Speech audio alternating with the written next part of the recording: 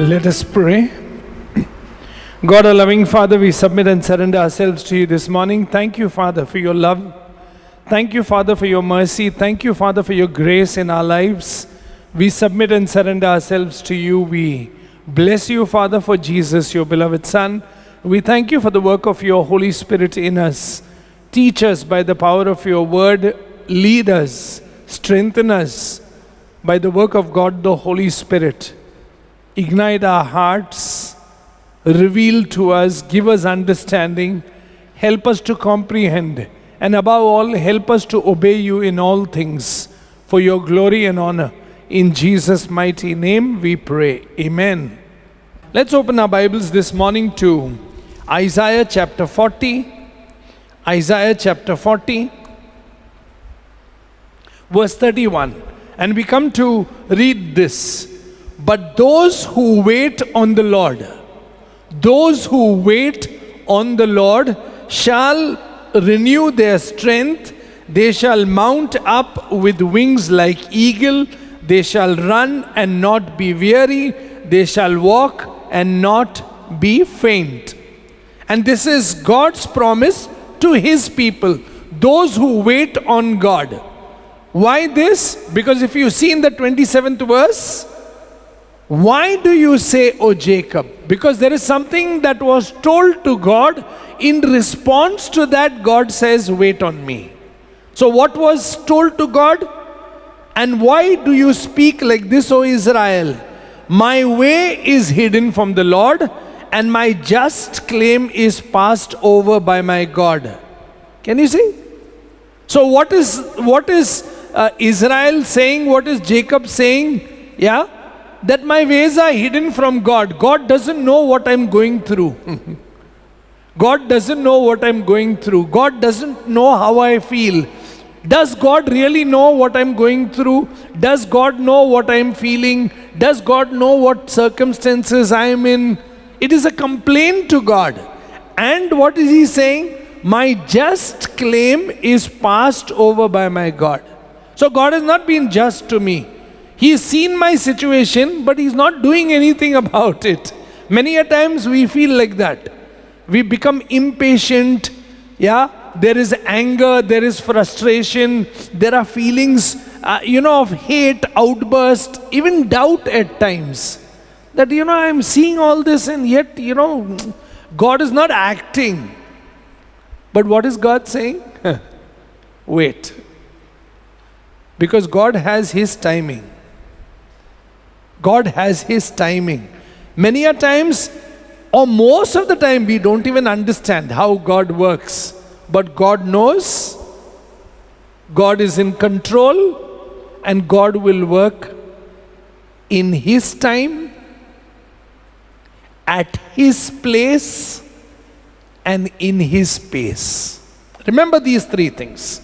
His time, he chooses the place to do what he wills, where he wills, and at what pace. We want it now.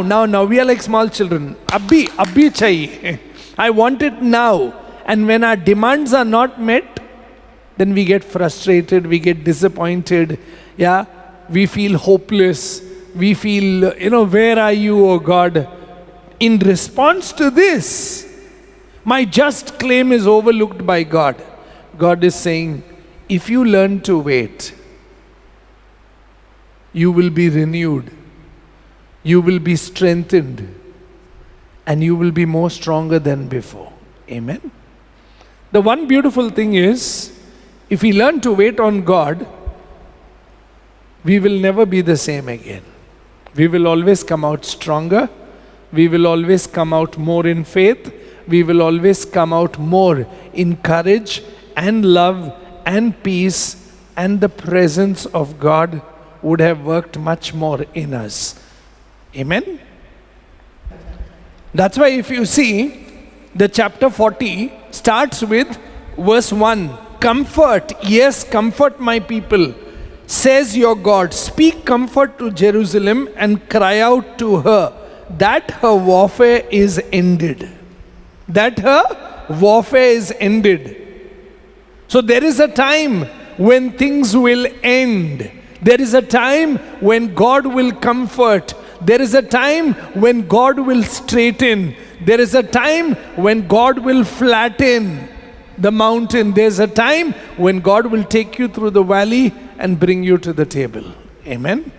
It's God's time, God's timetable, God's space, God's place to be chosen, not yours and mine. We become impatient, say, and technology caters to our immediate desire nowadays. So everything is instant.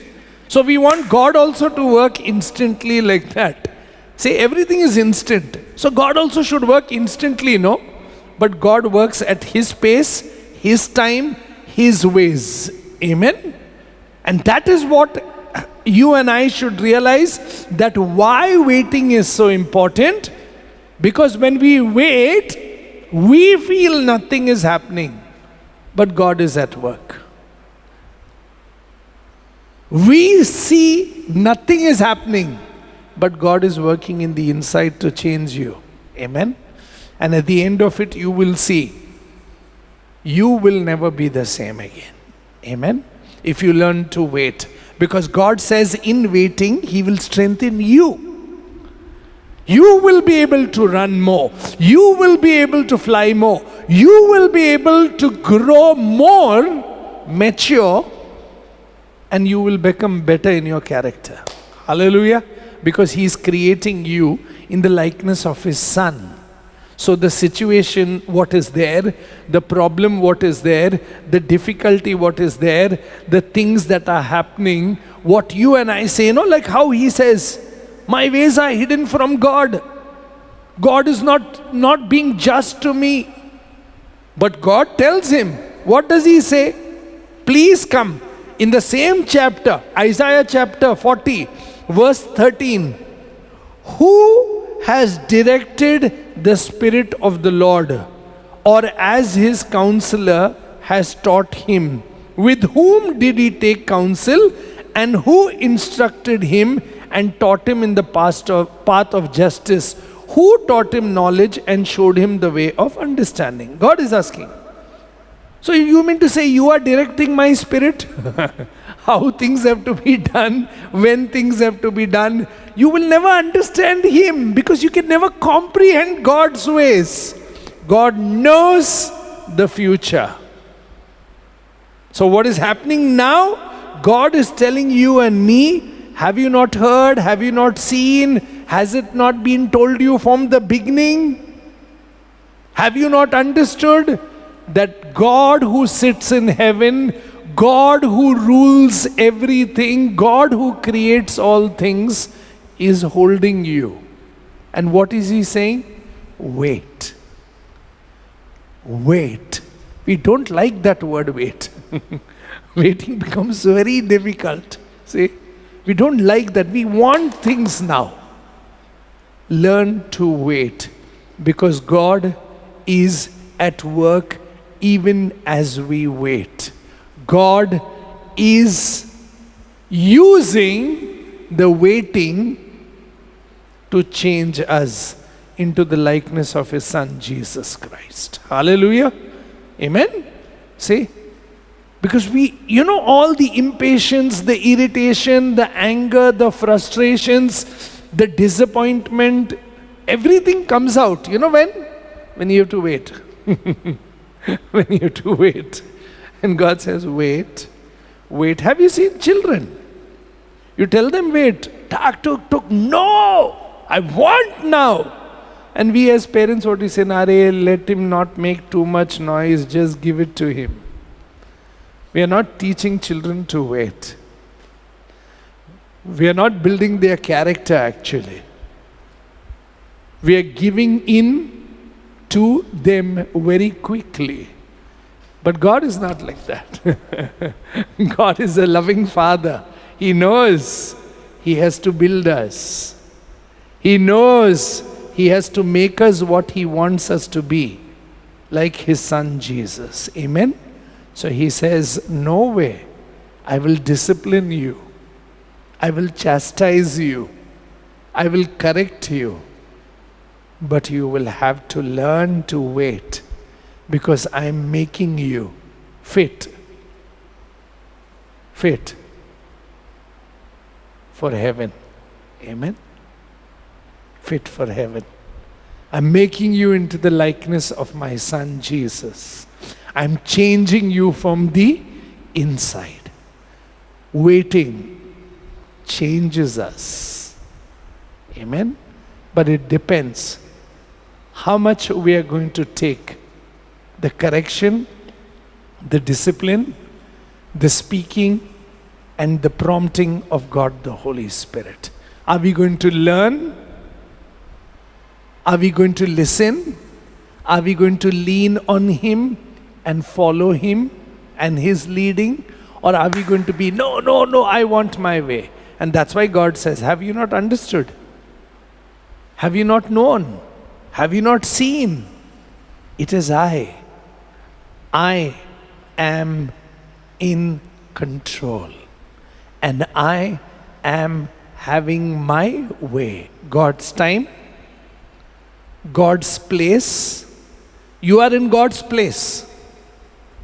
You are in God's time. And you are in God's pace. Amen? The uncomfortable silence of God.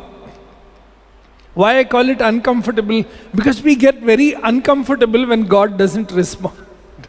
The uncomfortable silence of God makes us restless because we want things fast. We want things our ways, and God is quiet because He is at work. Silence doesn't mean He is not at work. When you cannot see doesn't mean He is not at work. He is at work. But when He is silent, and when He doesn't respond the way you respond, what He wants to see is how you respond. And you know, when waiting, what happens when we don't get our way? We start getting a little anxious first, restless. We become fearful. After that, we start getting angry. Then we start resenting, hating, doubting. We become impatient. And then even ingratitude sets in. But you know. That's why the Bible says, do not fret. Do not be anxious. Do not get angry. Why? Come with me if you see. Psalm 37. Please see verse 1. Do not fret because of evildoers. Do not be envious of the workers of iniquity, for they shall soon be cut down like the grass and wither as the green herb. David is talking to believers. Don't fret. Don't get angry. Don't be envious. And if you see, please see 7th verse. Rest in the Lord and wait patiently for Him. Amen? Rest in the Lord and wait patiently for Him. Do not fret because of him who prospers in his ways, because of the man who brings wicked schemes to pass. Cease from anger and forsake wrath. Do not fret, it only causes harm. Can you see? When you see everything going, what you say according to you, everything going very well for all of them. Only we are in this problem. And we have believed God. How many times I've heard believers saying these words? We have believed God, we have followed God, and see this. Hello. You're not doing God a favor by believing in Him. He has given you His life, which is eternal. And He has promised that He began the work in you, He will finish it for you. Hallelujah. He doesn't owe you anything, but He gave His beloved Son for you and for me. Amen? So stop fretting. Stop getting angry. Stop getting frustrated. Stop saying, being a person of ingratitude. Just come to see. even in the Old Testament, what is David saying? Rest in the Lord. In the New Testament, abide in me. Without me you can do nothing, Jesus said. Amen. Abide in my word and I will make you fruitful. Hallelujah. So rest in the Lord and wait patiently for him. Can you see? That waiting is the main thing. Because we are like the screaming child, the demanding child. I want. And God is saying, yeah. But it's my time, my pace, and my place that I choose. Come to think of it, no? Joseph got a dream, got a vision. Parents are bowing down before him. Brothers are bowing down before him. And he so gladly told them everything. And jealousy set in. And you know the chain of reaction. But it was God. It was God's plan. That God took him to Egypt. God set the pace in his life. He was in the pit. From there, God took him to the prison. God took him to the palace. God. Because everywhere you read that story, God was with Joseph. God was with Joseph. God was with Joseph. God was with Joseph. And wherever Joseph went, everybody around saw that God was with him. Amen? See? Whether you're in the pit, whether you're in the prison, whether you're in the palace, God is with you. So what is God calling you for? An intimate relationship with him. Hallelujah! Circumstances do matter. But what is more important? What good it is if I get the whole world and lose my soul. What does that mean? What good it is if I gain the whole world and all the riches of the world and all the wealth of the world if I have not come to a living relationship with God. And I don't experience him every day. Whether I'm in the pit, whether I'm in the prison, whether I'm in the palace. I know God has set the pace. Hallelujah. God has set the time. And God has set the place. Deliverance comes from God. Hallelujah. Prosperity comes from God. Being exalted and lifted up comes from God. God knows at the right time he will bring the right person and the right door will open and things will happen. Wait on God. Wait on God. See? Otherwise, what feelings come out at those times? We become bitter, we become impatient, say we doubt, we are afraid, there is ingratitude in us, there is resentment. That's why you will find David saying, do not fret, do not be envious, rest in the Lord, wait patiently for him, do not fret because of him who prospers in his ways, because of the man who brings wicked schemes to pass. Cease from anger. Don't be angry. Cease from anger. Forsake wrath. Do not fret. It will only cause you harm. It will only cause you harm.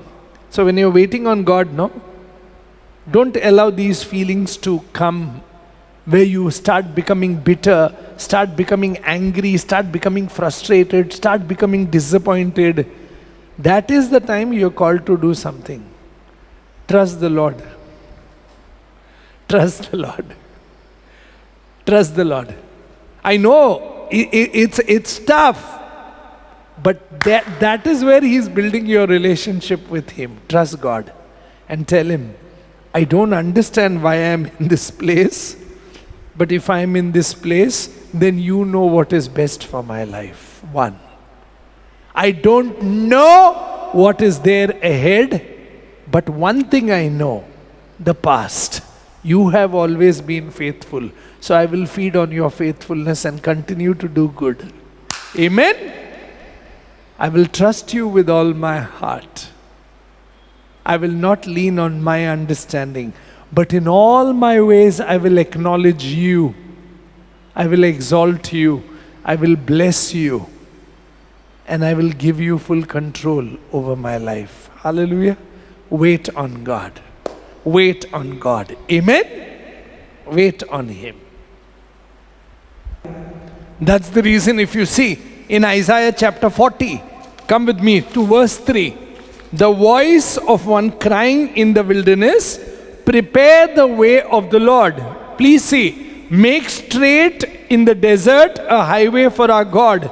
Every valley shall be exalted, and every mountain and hill brought low.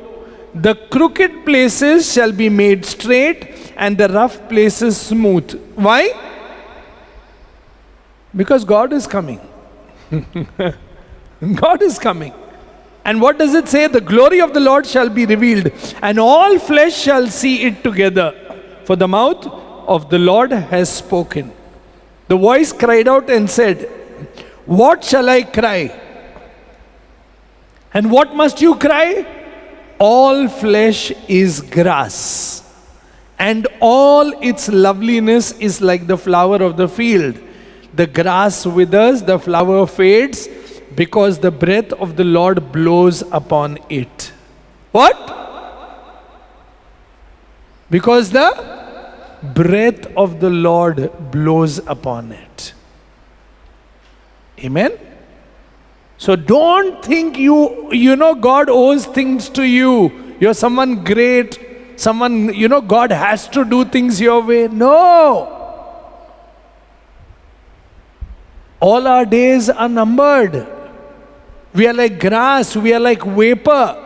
In fact, our prayer should be, I'll continue with this and then I'll come to that. Please see, because the breath of the Lord blows upon it, surely the people are grass. The grass withers, the flower fades, but the word of God stands forever. Hallelujah. Amen. And we are born, please see, we are born of this word. Amen. We are born of this word. Otherwise, we are also blown away. We are like grass that fades. We are like flower that fades. We are like vapor that goes, but for the word of God. Amen. See, the only thing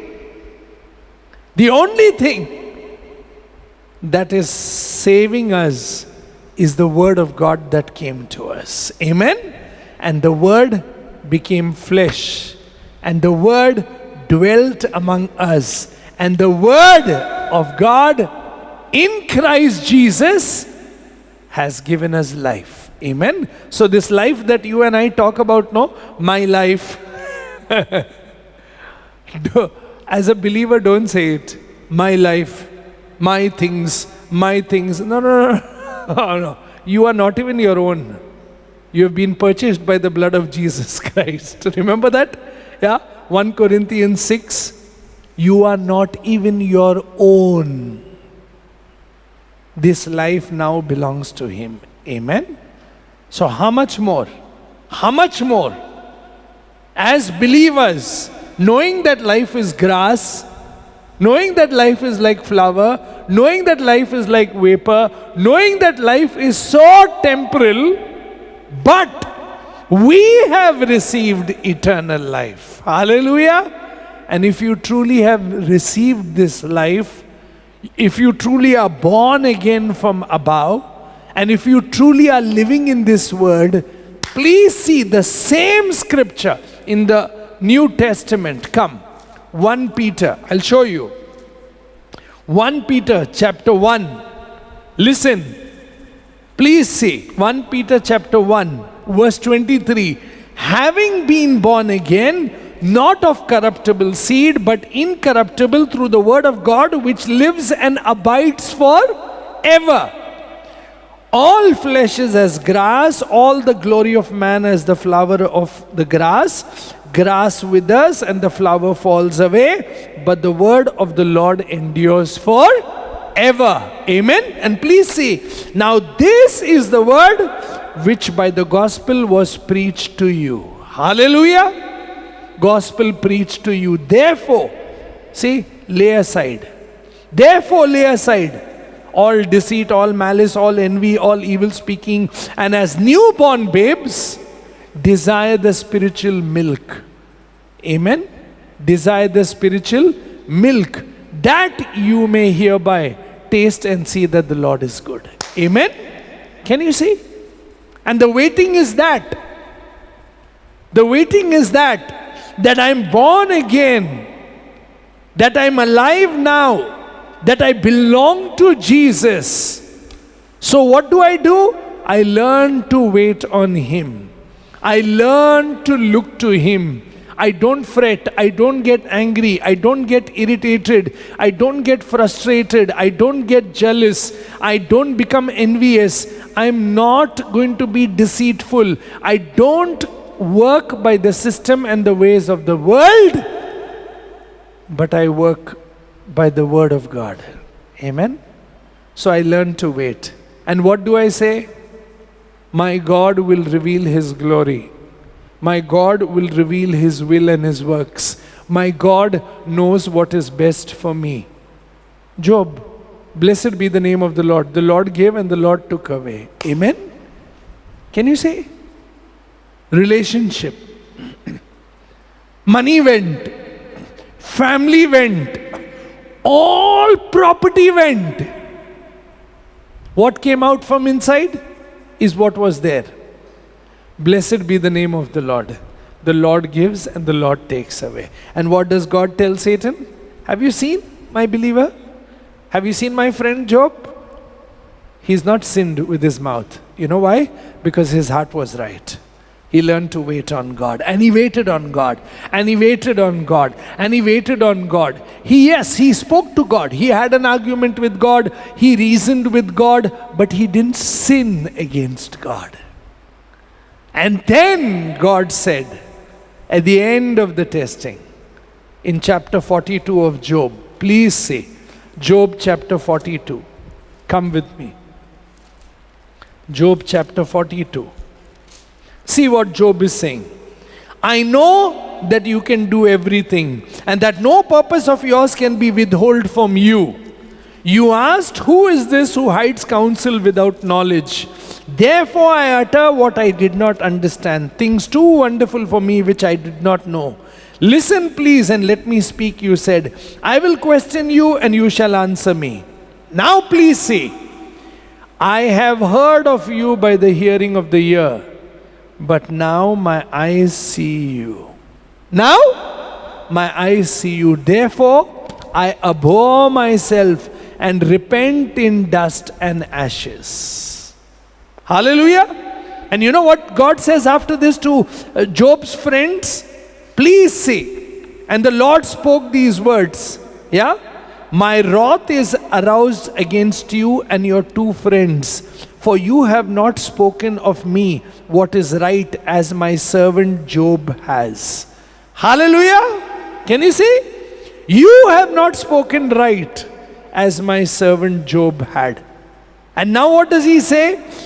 Please see verse 8. And therefore take for yourself 7 bulls and 7 rams. Go to my servant Job and offer up for yourself a burnt offering. And now listen. And my servant Job shall pray for you, for I will accept him, lest I deal with you according to your folly, because you have not spoken of me what is right, as my servant Job has. Amen? Can you see? Twice God says, my servant has spoken right, my servant has spoken right, my servant has spoken right, my servant has learned to wait where I have kept him. My servant has learned and disciplined himself to listen to me and my voice. My servant has looked to me and has not become bitter, has not become impatient, has not being ingratitude. You know, in all things he says only one thing: I don't understand. I am sorrowful. I am feeling very miserable. But you know what? I don't owe you anything.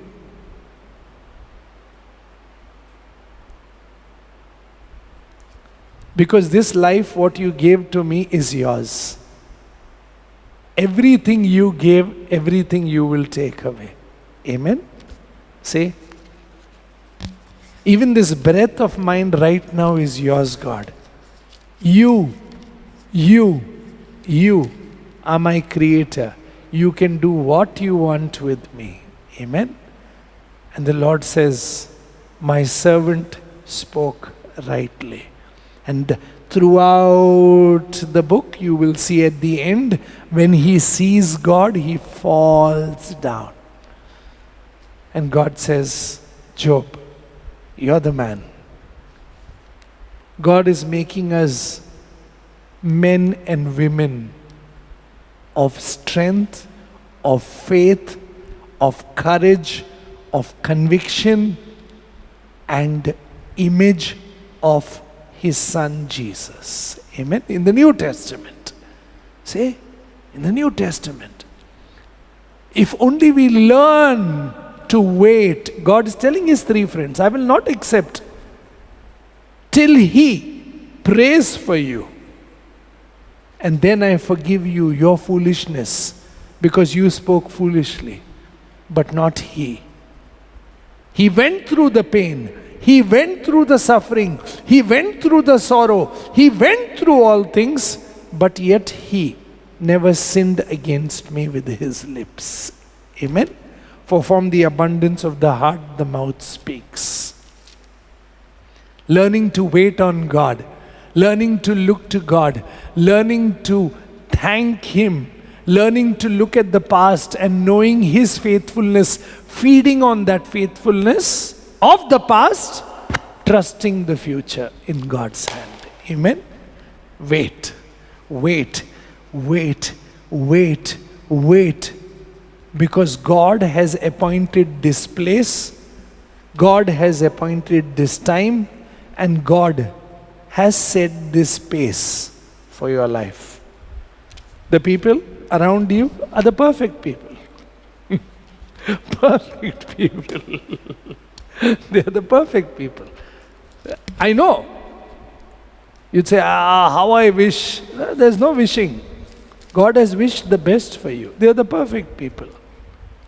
The things at times we don't know why. See, all of us, some people really go through very unjust situations. Yeah, not to take that away from them. Okay, not to take that away from them. But most of us are, grumbling, criticizing, and complaining over, very, very, very, very small things. How I wish, how I wish. We become impatient. We become so grumbling and criticizing a people. See? Oh, God, but for 40 years they were grumblers, criticizers, complainers, murmurers. But not people of faith. Their mouth never exhibited faith because they didn't have it in the inside. They didn't live in an intimate relationship with God. Got me? That is sin. What good it is if you get all the meat and all the wealth and all the things of the world, but never come into a living relationship with God. What God wants, He is making you wait, making me wait, so that we come into intimacy with Him. So that we come to know Him. So that we come to see Him. So that we come to walk with Him, desire Him, delight Him, love Him, listen to Him, learn from Him every day, and above all, lean on Him and obey Him and follow Him. Amen? That's why I wait. Wait, wait, wait. Trust the Lord with all your heart. Amen? That's the reason the Bible says in Philippians chapter 4, if you see verse 6, be anxious for nothing, but in everything by prayer and supplication, with thanksgiving, let your requests be made known to God. See? Don't be anxious about anything. Wait on God. Make your request known to God. Amen? And He will guard your heart and mind in Christ Jesus. Hallelujah. And why do you make your request known to God? Because you rejoice in Him. Amen? Because if you see the 4th verse, in the same chapter, rejoice in the Lord always. Again I say rejoice. Let your gentleness be known to all men. The Lord is at hand. Be anxious for nothing. Why? You're not anxious, you're not envious, you're not frustrated, you're not fretful, you are not, you're filled with impatience, you're not filled with ingratitude, you are not bitter, you're not fearful, you are not in doubt. Why? Because you're rejoicing in the Lord. Amen? You're rejoicing in the Lord and you're waiting for His coming. Hallelujah. And why are you rejoicing in the Lord? Tell me. Why are you rejoicing in the Lord? Because if you see the previous verse, no? Verse 3. Because your name is written in the book of life. That's why you're rejoicing. Please see. Verse 3. What does he say? And I urge you, true companion, help these women who labor with me in the gospel, with Clement also, and the rest of my fellow workers, whose names are in the book of life. Rejoice in the Lord. Wait for the coming of the Lord. Don't be anxious about anything. See? Can you see? Why do you rejoice in the Lord and not be anxious? Because your name is written in the book of life and you have received that life. Amen? And you are in a living, intimate relationship with Christ Jesus. That's why you learn to wait. And you know you're contented with everything that you have. And you know that you can do all things through Jesus Christ who strengthens you. And you know that God will supply every need of yours in Christ Jesus from His glory. Hallelujah. Can you see? That's exactly what Paul is saying. Why do you rejoice? Because your name is written there. Why do you rejoice? Because you're waiting for His coming. Why aren't you anxious? Because even if you're anxious, you pray about everything and you have told Him He guards your heart and mind in Christ Jesus. So what happens to your thoughts? Read verse 8. After verse 7, the peace of God will surpass all understanding, will guard your heart and mind in Christ Jesus. Finally, brethren, whatever things are true, whatever things are noble, whatever things are just, whatever things are pure, whatever things are lovely, whatever things are good report, if there is anything virtuous and if there is anything praiseworthy, meditate on this. That means you have this kind of mind. Can you see? You have this state of mind. These things you have learned and received and heard and saw in me. Do these things, the peace of God will guard you. Hallelujah. There you are. And then he goes on to say, I rejoice in the Lord that you sent money, you sent support to me, but I have learned to be contented. Money doesn't worry me, whether I have much or whether I have less. Things don't worry me, whether I have much or whether I have less. These things don't disturb me because I have learned to be contented in the Lord. Learn to wait on God and you will be contented. Learn to trust in the Lord and you will be contented. Learn to rejoice in the Lord and you will be contented. Learn to, oh loving brother and sister, learn to just wait on Him. And as you're waiting on Him, trust in Him. Feed on His faithfulness. Delight in Him. Commit your ways to Him. Rest in Him. Abide in Him.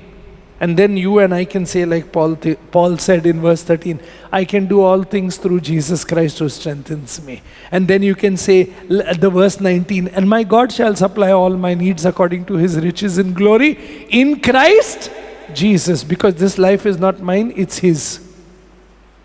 He owns my life. So He knows what to provide, when to provide. Hallelujah. So what do? I will call on the Lord. I will wait on the Lord. I will trust the Lord. I will delight in the Lord. I will commit my ways to the Lord. I will rest in the Lord. And I will abide in the Lord Jesus. Hallelujah. Wait on the Lord and you will be blessed. Amen. See, wait on Him. Wait on Him. Wait on Him. Wait on Him. And you will have His peace. You will not be anxious. Because your name is written there. And because He is coming to take you there. So there is no use gaining the whole world here and losing your soul. So what is important? Wait on Him and build your relationship with Him. Know Him. Take hold of Him, because He has taken hold of you. Hallelujah. You will have the peace. You will rejoice in Him. You will have the mind of His. And above all, you will learn to live contently. Whether you have much or whether you have less, you are always blessed. Amen? And you know that God the Father, from the abundance of His riches, will always bless and meet all your needs in Christ Jesus. Hallelujah! Learn to wait on the Lord. Learn to wait on the Lord. Learn to wait on the Lord. Amen? Learn to wait on the Lord. Let's pray. God, our loving Father, we bless and thank you. We thank you for your beloved Son, Jesus. We thank you for His living word. We thank you for His life. We thank you that our names are written in the book of life. We thank you that you're going to come back to take us. We thank you that your peace guards our heart and mind. We thank you, Jesus, that you are our peace. And that is why we are cheerful. That is why we rejoice. That is why we are not anxious, because we learn to wait on you as we trust you, feed on your faithfulness, continue to do good, commit our ways to you. And we delight in you, Jesus, and your word. We rest in you, we abide in you, because we know that you will never leave us nor forsake us. Bless us, Lord. Teach us to be contented. As we wait on you, look to you every day. May we learn from you as we listen to you. May we lean on you. And may we obey and follow you faithfully. Bless us, Father. Touch us, Father. Gift us with this grace that we walk with Jesus at His pace, and that we are happy in the place that we are, where He has placed us. And may He do everything in His time, for His glory, for your glory, Father, and for the glory of God the Holy Spirit. Bless us, lead us, teach us, and above all, build us in the inside to be more and more like Jesus. In Jesus' mighty name we pray. Amen and amen. Stay blessed in Jesus. Amen.